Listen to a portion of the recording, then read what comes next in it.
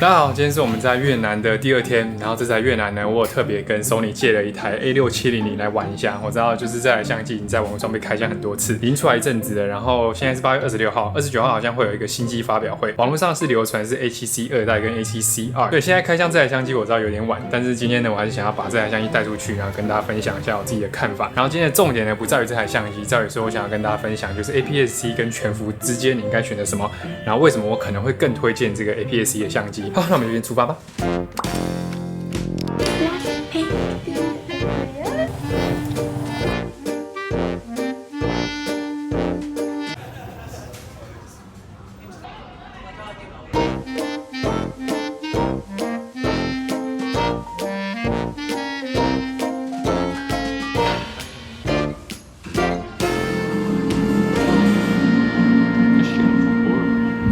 大家说一个很酷的事情，不管是到哪个东南亚国家，我们本来是在泰国，然后我们现在在越南嘛，每次出来，然后都会发现 Vivian 很常都会被这边的人直接就是用当地的语言沟通。只要是有椅子的店我都给过，因为我们等一下的那个 tour 好像会有一个那个寺庙的行程，然后那个导游就跟 Vivian 讲说一定要有那个长裤长裙，这个颜色，这颜色很适合你，北蓝好看啊，这也是一个白蓝配，非常多东西，但重点是什么？重点是它给你的袋子也是白蓝。嗨 ，OK， 我们准备要去这个 bike tour 了，我等一下就在这个 bike 上面拍点东西给大家看。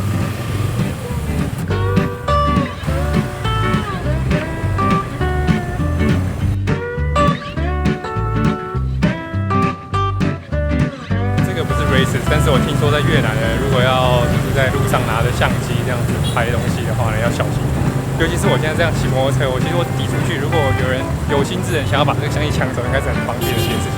所以我现在那个相机是握得蛮紧的，毕竟这个我自己的相机被抢走还好一点，但是这个是 Sony 的相机，如果被抢走就惨了。好像到一点点。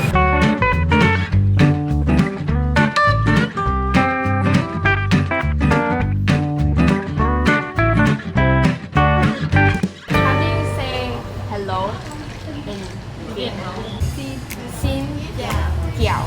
Thank you is Cảm ơn. Cảm ơn. In Taiwanese is cảm ơn. Guess how old? 25. 27, 28. 超酷的哦！不知道去哪里。我刚刚参观完这个防空洞，这个防空洞是他们在打仗的时候，然后说什么20个士兵会躲下来这个地方，是我们刚刚喝咖啡的那个咖啡厅的下面。对，我们反正就在这边参观了一下。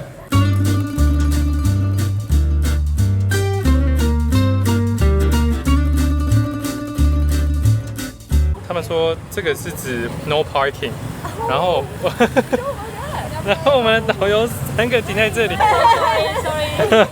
们现在停下来买这个甘蔗汁，他们的甘蔗汁蛮酷的，他们的甘蔗是疯狂的，就是好像台湾的甘蔗汁我看都是撸过去一次就丢掉，他们就是一直撸，要把甘蔗榨干，就像晚上。然后我发现就是他们不管喝什么饮料，我们前几天喝的那个奶茶，然后我们刚刚喝的那个咖啡跟他们的甘蔗汁，所有的饮料都是把冰块加爆。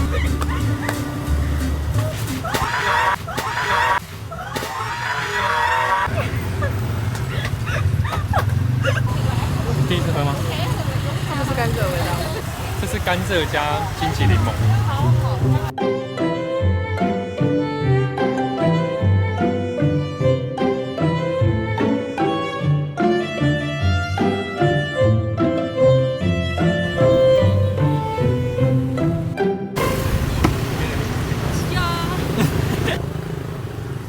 就也是今天的重头戏，最后站我们来到这个粉。就我们在台湾非常喜欢吃粉，不管在国外在台湾的时候都很喜欢吃这个东西。然后我们现在来到越南，来吃一下道地的。虽然我会觉得跟台湾不会差很多，因为我觉得台湾人应该很道地，但是毕竟是在越南吃。How do you pronounce this? Is it pho?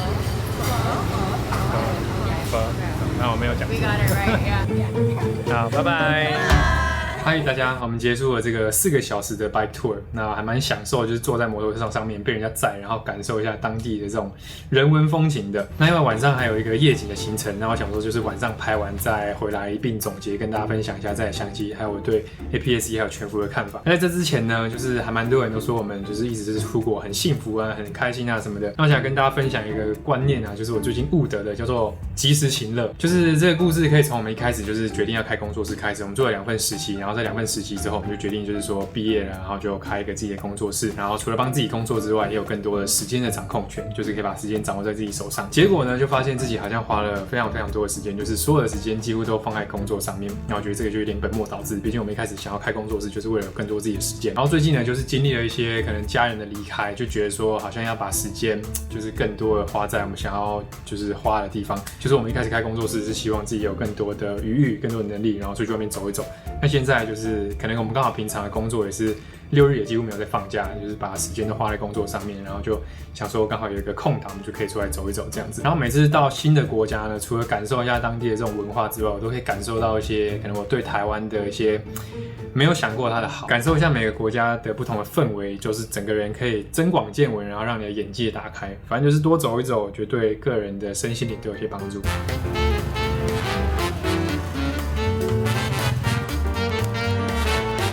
我们一开始到这边的时候就觉得说，如果在这边有我们在台湾的平衡车会有多爽。然后结果呢，我们刚刚在这个晚上的市场逛一逛，逛到一半就发现他们有在租这个平衡车，所以我们就想说给它租起来，然后在这边逛一逛。在越南也要当熟悉的东西 ，Let's go。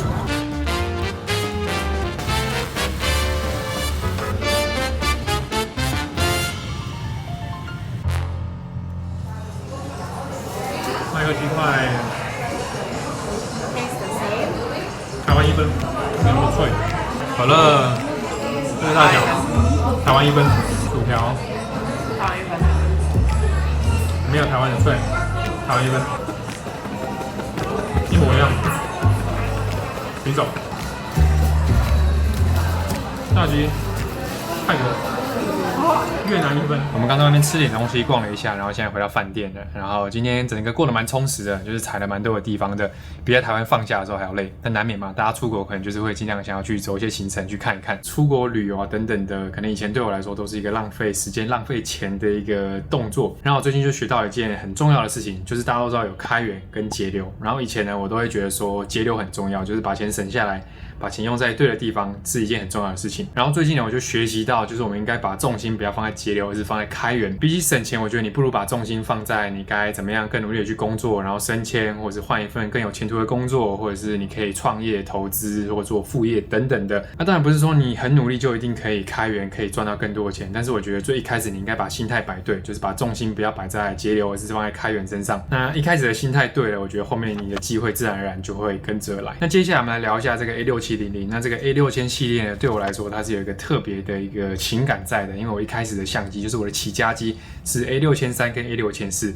那这2台相机呢，就是陪伴我的新手期，就是我在一开始接案跟学摄影的时候呢，它都陪伴了我。那既然今天我们还是用摄影这个专业继续在赚钱，就代表说那个时候的表现还 OK， 就是有撑到现在。那这2台相机功不可没。A6700我的第一个感觉就是它的握感变得很好。之前有一个影片就是有讲过，我很喜欢在我的相机里面加上底板。原因就是因为会增加这个握感。那我觉得 A670它增加这个握感是蛮有感的，就是它那个握把变得比较深，变得比较扎实。然后就是它有设计一个就是切换拍照、录影跟 S&Q 的这个快捷键，我觉得它的设计比 A74设计的都还要好。那它的规格呢也算是给好给满有422 10比特，然后可以拍 S-Log3 14档的动态范围，然后最高可以拍摄到 4K 120帧。4K 120帧虽然有30% 的裁切，但是 4K 的60帧是完全没有裁切，是绝对够用。那我在网络上面看到很多人的评测，就是它会过热。那我今天在越南也算是一个蛮热的国家，我拍了一整天也没有过热。虽然我没有那种很长时间的录影，但是我的 vlog 拍摄还算是蛮激烈的。我最高应该有拍摄到8分钟、10分钟就放在那边的拍摄一个画面，也没有过热。所以如果你是有这种长时间拍摄需求的话，你可以看一下网络上的评测跟那个韧体更新有没有好一点。那如果你是单纯像我一样，可能比较激烈去拍 vlog， 或是一颗接着拍的话呢，它应该是不会过热的。然后这台相机应该就是大部分 Sony 这些新的功能它都有。那我觉得算是一个惊艳我的功能，就是它的对焦。我之前用的 A74、A73 都没有它现在新增的这个好像可以对焦到人的后脑勺跟人的身体的这种比较 AI 式的对焦。今天是第一次用到这种相机，我觉得还蛮厉害的。那如果你是想要看一些这个相机更完整的评测呢，建议你可以去看 Jason 啊，去看影视飓风，他们评测的都蛮完整的。那比起要完整的评测这台相机呢，我觉得我更想要跟大家分享一下 APS-C 跟全幅你应该怎么做选择。那简单来说，如果你不是预算无上限，或是如果你不是专业在做摄影这条路，就是靠摄影吃饭的话呢，我建议都是用 APS-C 机型。那最大的原因就是它比较便宜，不仅仅是机身比较便宜，它的镜头群也会比较便宜，学习成本比较低。很多接案一开始的新手都会忽略掉就是其他的成本。那你买完相机、买完镜头，其实你还有很多东西要去填购。我随便举个例子。麦克风、脚架、稳定器、SD 卡、兔笼、电脑、硬碟、背包、Pelican， 那这些东西买一买，就是预算一定是比你想象中的高很多。而且一开始我觉得你能够接到的案子的那个预算也相对低一点，所以如果你可以用一个比较低的学习成本去学习的话，去踩雷、去学一些错的经验的话呢，我觉得也是比较合理的。那如果你只是单纯把它当做兴趣，也是一样。如果你不是预算很多的人的话呢 ，APS-C 是绝对够用。有点像是如果你是把摄影当做兴趣，然后你是用全幅，直上到什么东西都最好。当然，你拍出来的东西一定会好很多，但是其实摄影它不只是画质，它有很多非硬体的东西要去学习、要去感受、要去练习的。那 A6700它的定位其实也算是 APS-C 里面比较高阶的机款。如果是录影的话呢，我会推荐你 FX30。FX30 比较像是全幅的 A7S3 跟 FX3，那 A6700它就是一个 APS-C 版的全幅 A74这种感觉。然后另一大重点就是它会比较轻便，那不仅是机身比较轻，它的镜头也比较轻。我一开始在玩摄影的时候，我都很喜欢把我的整个器材搞得很大。但是我后面随着我的技术提升，然后我就会想要去把我的东西都变得比较轻，空拍机啊、相机啊、脚架啊、麦克风啊等等的。因为越轻你带出去，你就会越舒服。然后你拍摄的时候，你会不会觉得说，你为什么每次都要带这么重的东西出去？你就会更想要出去拍，你会更有这个意愿。那我知道很多人都会诟病，就是说 APS-C 它的画质没有全幅来得好。那当然，就是理论上来说一定是这样子。APS-C 它的感光元件就是会比全幅的来得小。但我觉得画质比较不好的这个情况呢，是比较像是在晚上比较容易发生。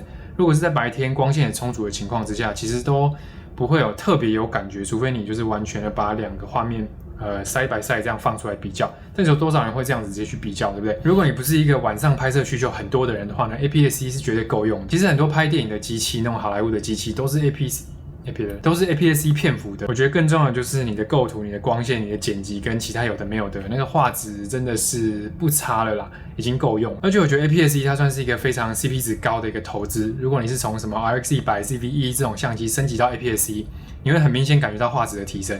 可是如果你是从 APS-C 升级到 Full Frame， 它的画质的提升可能不会有你从 RX100 这样升级到 APS-C 的这种感光元件来的这么明显。总结来说，就是如果你的技术不到那边，你杀鸡焉用牛刀，你不需要买到全幅的相机。那 A6700 我觉得不管是新手到一些你可能要去接一些案子，我觉得都是完全足够使用的一个机型。那我在录这支影片的时候呢，是8月26号，新机还没有发表。那我知道很多人会拿这台相机跟 A7C 做一个比较。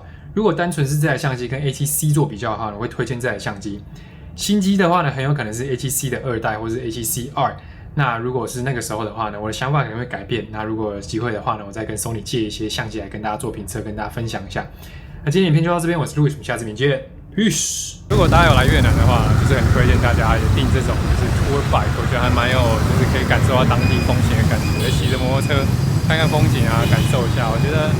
不知道为什么，就整个 vibe 很舒服，然后他们的那个导游人都很好，也很健谈。很多人都说在台湾可以开车的话已经很厉害，因为摩托车都乱来了。但我觉得在越南呢，你能够开车的话才更厉害，因为这边的摩托车跟车子，他们就是讲求的不是一个什么你让我，我让你，他们讲求的是一个很完美的默契跟平衡，就是大家都是维持着自己的速度在那边前进，然后就是不会互相礼让，只是会互相就是知道说什么时候要过，什么时候不要过，所以大家的那个位置会贴在一起。